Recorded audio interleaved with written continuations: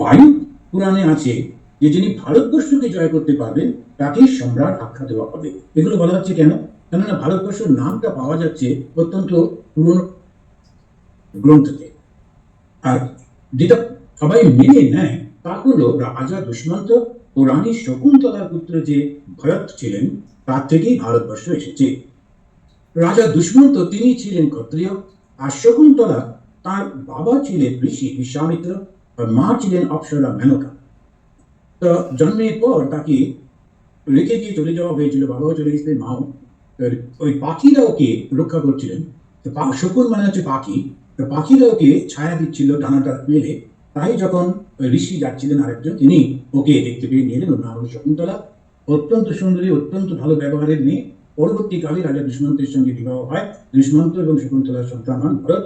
এই ভরত দুজনের কাছ থেকে দুটো অসাধারণ জিনিস পেয়েছিলেন। একটা হচ্ছে বাবার কাছ থেকে বীরত্ব ও সেবা, আর মায়ের কাছ থেকে পবিত্রতা ও ত্যাগ। ঋষিদের যে পবিত্রতা ও ত্যাগ, আর রাজাদের বা ক্ষত্রিয়দের যে বীরত্ব ও সেবা, এই দুটোই ভারতের মধ্যে ছিল।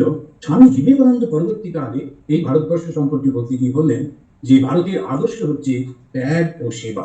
এই দুটি আমরা ভারতের মধ্যে পাই।